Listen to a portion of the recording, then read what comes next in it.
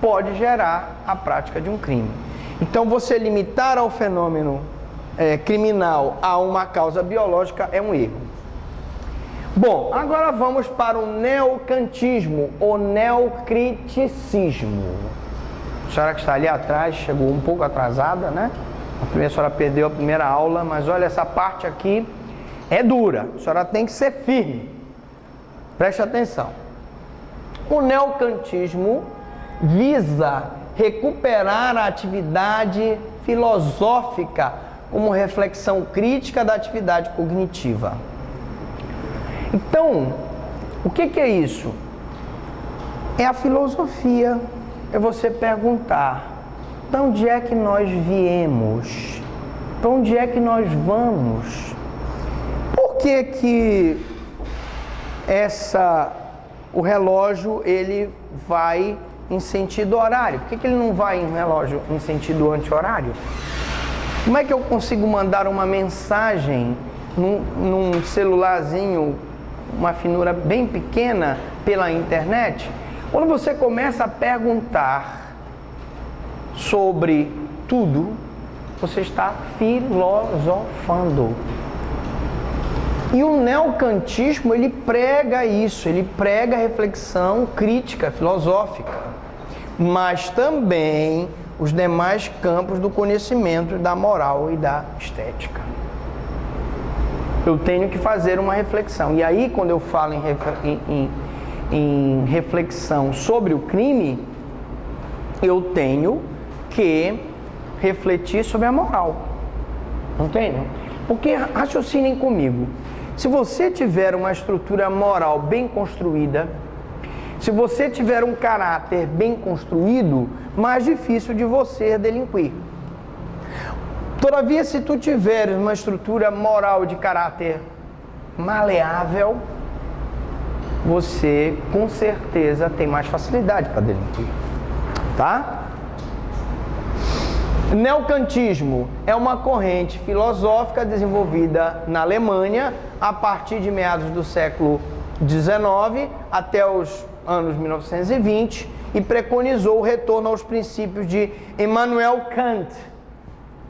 O Immanuel Kant, ele se opunha ao idealismo objetivo de Georg Wilhelm Friedrich Engels. Esse Friedrich Engels, que vocês já devem ter conhecido só como essa parte aqui, né?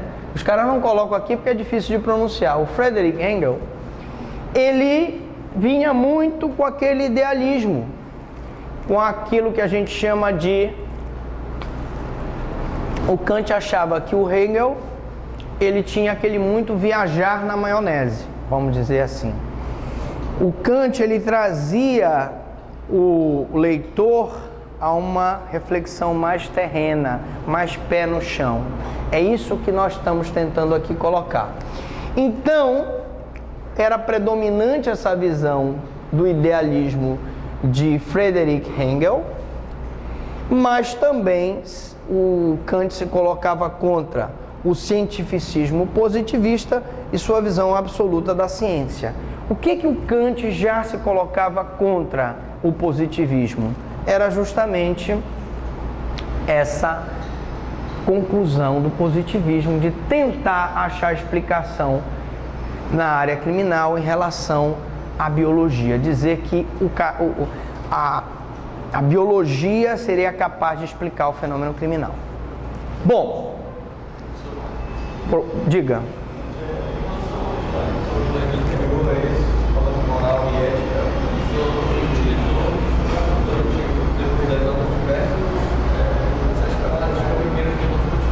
Sim.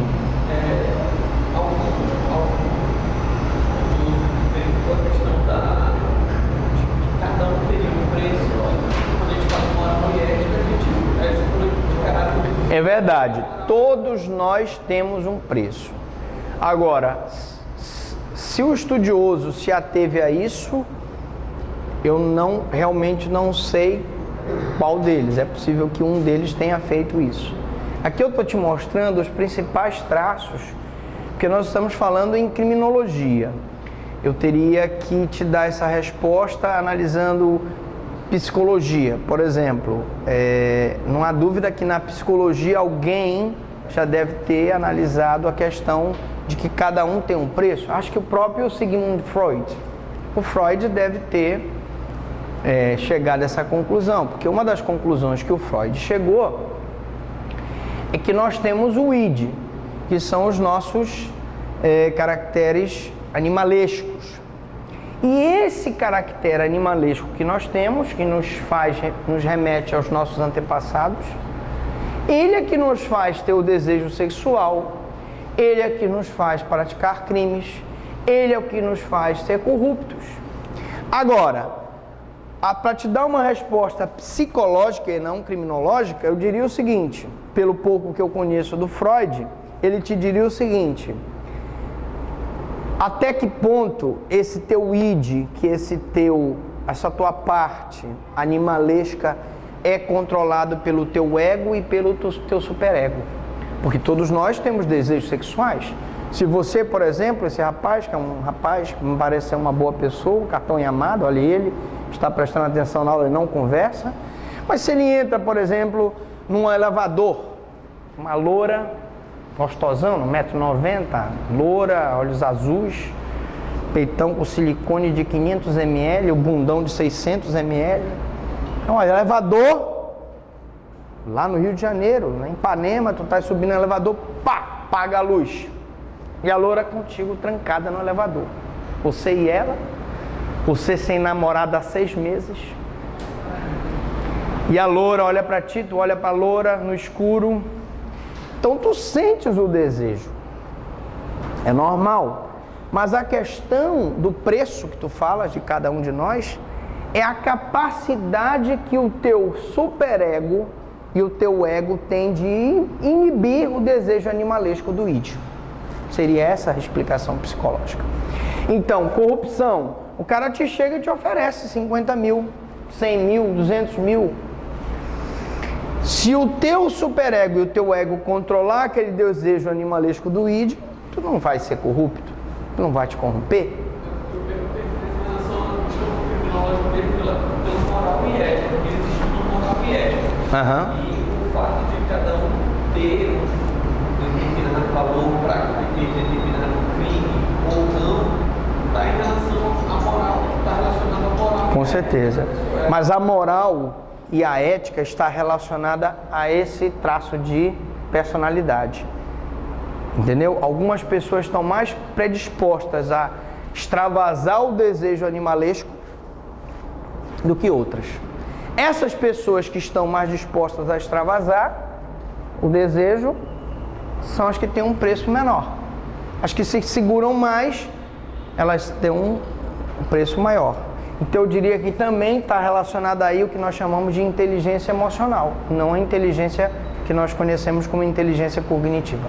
Mas vamos voltar à nossa criminologia, porque senão a gente não termina o nosso neocantismo.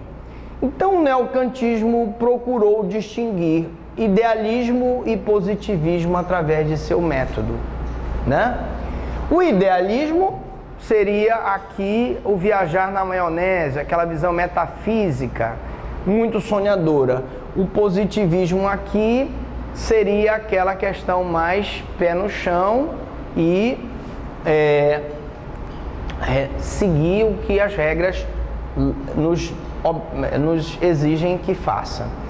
É uma corrente filosófica que aparece como uma superação do positivismo e não necessariamente sua negação. O neocantismo, gente, ele é um aprimoramento do positivismo. O direito para o neocantismo é concebido como uma realidade cultural ligado a valores. E aí eu volto a explicar aqui para vocês a questão da sedução e do adultério. Porque, gente, ele está dizendo uma coisa que é uma realidade.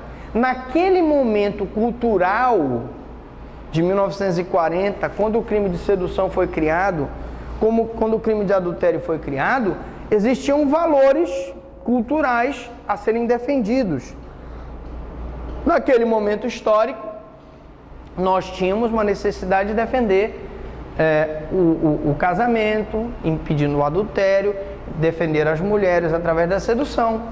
Mas os valores culturais de uma sociedade mudam de acordo com o tempo. Então hoje a nossa preocupação é crime cibernético, biopirataria, né? Transgenia, não é isso? Inseminação artificial, não é isso? E uma série de situações relacionadas à união homoafetiva, etc. Então os valores mudam e as normas vão mudando com os valores. É isso que ele está dizendo aqui. E é justamente a referência a valores que marca a diferença entre as ciências naturais e as ciências jurídicas. Porque, na verdade, eu preciso entender que a ciência jurídica, ela abraça determinados valores e protege ou não determinados bens. Como a vida continua sendo importante, se mantém o homicídio. Como o patrimônio se mantém importante, eu tenho crime de roubo, furto.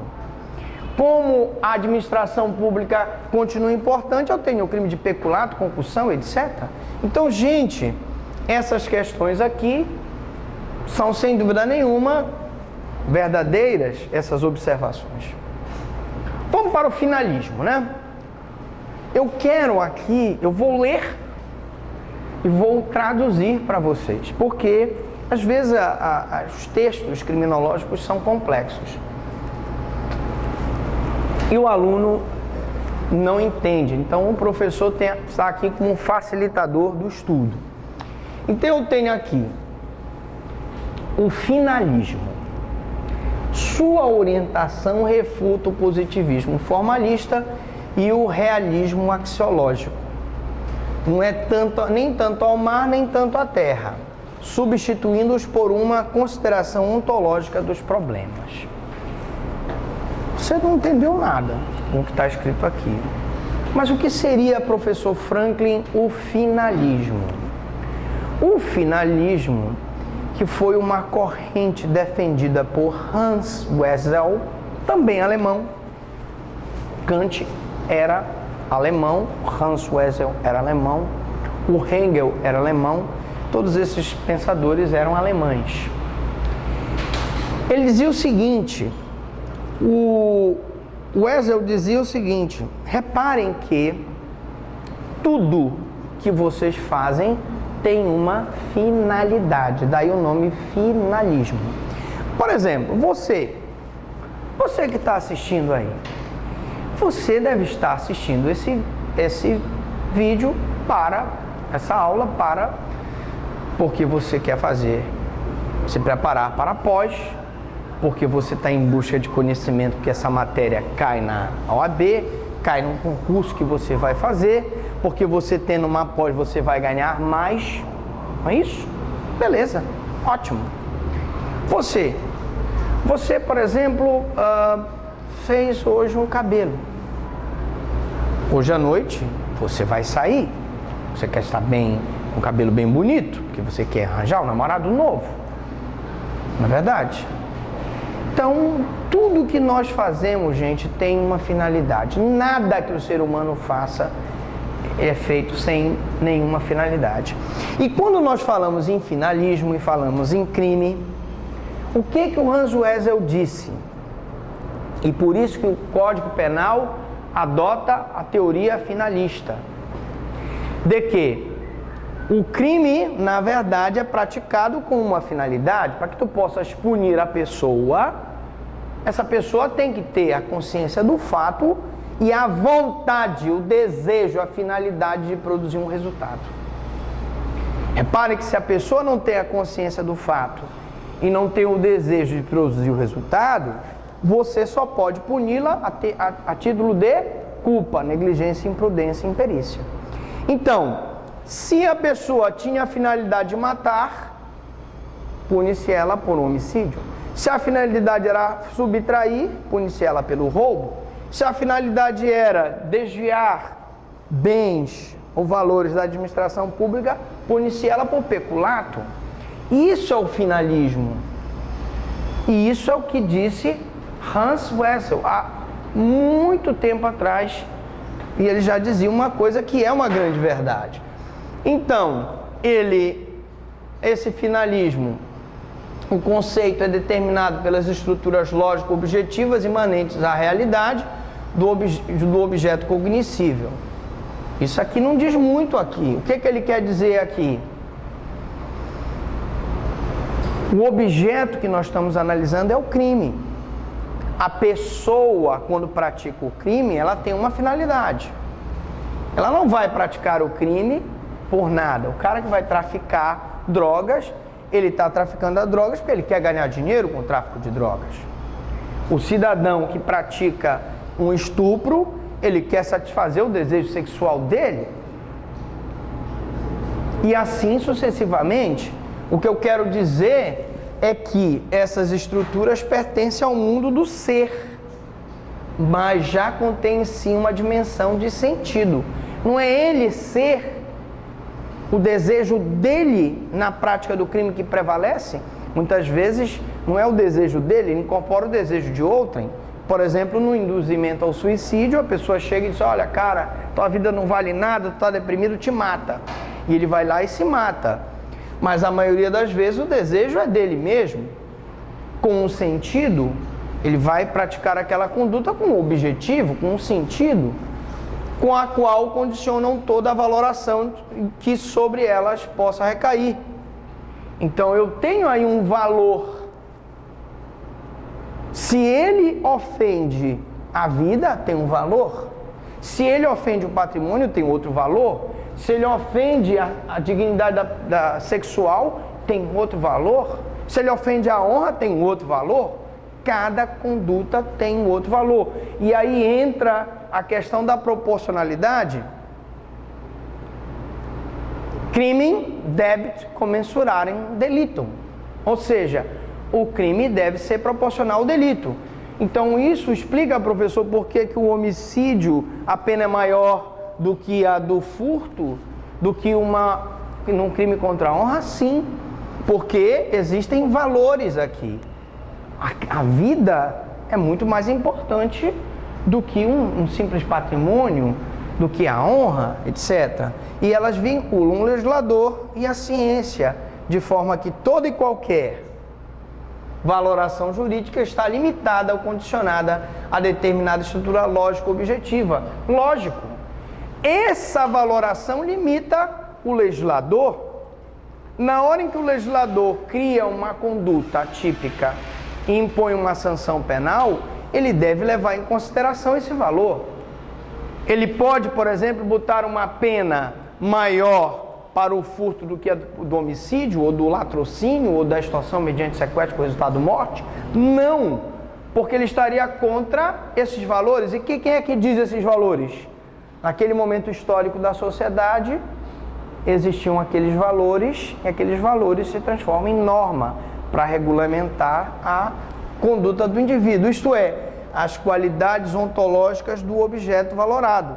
Mas essa vinculação é relativa, pois é o legislador, guiado por suas representações valorativas, que determina qual o aspecto da realidade pré-jurídica que deseja tomar como fundamento de sua regulamentação.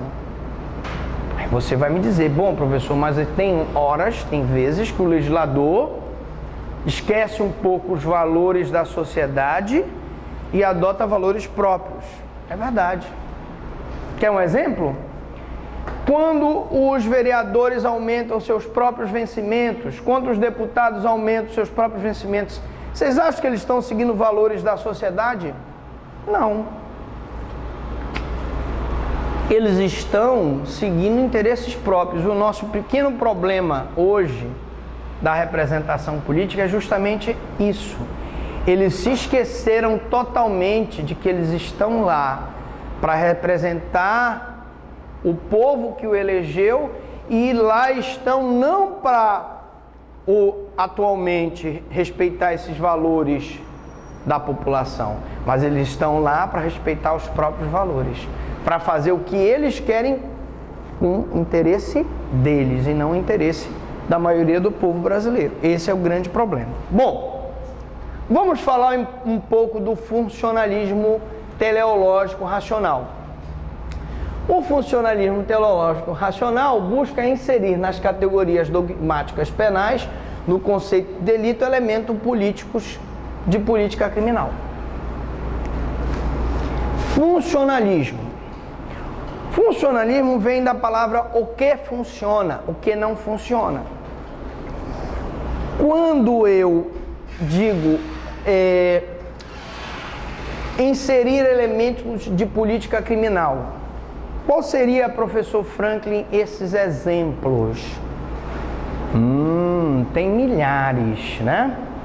Você sabe que a sanção penal, ela é regida pelo princípio do cumprimento da pena. A pena deve ser cumprida na sua integralidade, salvo, isso aí se chama o princípio da inderrogabilidade da sanção penal. Muito bem. Mas, professor, a pena é cumprida em sua integralidade? A resposta é não. Por quê, professor? Porque são inseridos elementos de política criminal no cumprimento das penas. O senhor pode me dar um exemplo, professor Franklin, de um elemento? Vamos lá. Vamos começar com a detração. O cidadão é preso preventivamente, passa 1 ano preso. Depois ele é condenado a 2 anos. Esse 1 ano que ele ficou preso não se desconta da pena dele definitiva? Desconta. Vamos para um outro, vamos falar da remissão. O cidadão trabalha para cada 1 dia trabalhado, para cada 3 dias trabalhados, ele tem desconto de 1 dia de pena. Então, se ele trabalhou X dias, ele vai ter desconto de X, de Y dias de pena, e isso vai fazer com que a pena dele não seja cumprida na sua integralidade. Confere? Confere? Mas só são esses, professor? Não, tem mais elementos de política criminais inseridos pelo funcionalismo teleológico racional, que é o que funciona. Por exemplo, a progressão de regime. Cidadão é condenado por um crime hediondo, inicia o cumprimento de pena em regime fechado, mas mesmo o crime hediondo ele não vai ter, depois de 2/3 do cumprimento da pena, não vai ter direito a uma progressão para o regime semiaberto? Vai! E isso é um elemento político-criminal. Professor, e acaba só aí? Não, vamos lá, o SUSI, a pessoa é condenada a uma pena de 2 ou menos anos, e ele cumpre os requisitos básicos do SUSI, então ele vai suspender aquela execução da pena e vai se submeter a condições de comparecimento ao juiz periodicamente, de não frequentar determinados lugares, e isso é um elemento de política criminal, assim como o livramento condicional. Ele cumpre 1/3 da pena se for crime comum, 2/3 da pena se for reincidente, mais da metade da pena se for reincidente. Em crime hediondo ele cumpre mais de 2/3 da pena. Se ele tiver bom comportamento carcerário, o restante da pena ele cumpre em livramento condicional. E mesmo na lei de execução penal, eu tenho vários institutos de político criminal que beneficiam o acusado. Eu tenho anistia, eu tenho indulto, eu tenho graça, eu tenho comutação de pena, eu tenho regressão de regime, eu tenho progressão de regime, eu tenho o instituto do excesso e do desvio. Todos esses elementos vêm do funcionalismo teleológico racional, que insere elementos político-criminais. Por que ele insere? Vem da palavra funcionalismo, porque funciona. Você pode até ser contra a detração, você pode até ser contra a remissão, você pode até ser contra a progressão de regime ou livramento condicional, mas eu te digo, pela experiência empírica da criminologia, é melhor, já foi experimentado. O SUSI, por exemplo, é um instituto francês. O livramento condicional tem na Alemanha, tem nos Estados Unidos, tem na Inglaterra, e foi experimentado com bons resultados lá. Aí você vai me dizer, mas professor, lá tem o agente da condicional e aqui não tem? É verdade. Nós aqui não temos quem fiscalize o cumprimento, né? Então define-se o sistema penal com base em critérios teleológicos decorrentes de decisões político-criminais. E às vezes a concessão de um indulto presidencial, ele é uma decisão político-criminal. Nós estamos com 500 mil presos, mais de 500 mil, e tem mais 500 mil mandados de prisão para serem cumpridos. E nós já estamos com um déficit, né? A nossa capacidade carcerária está lá por volta dos 350 mil presos. Nós já estamos com 150 mil a mais. Se eu prender, professor Franklin, mais 500 mil, eu estou ferrado, né? Eu não tenho onde colocar esse pessoal. Não é isso?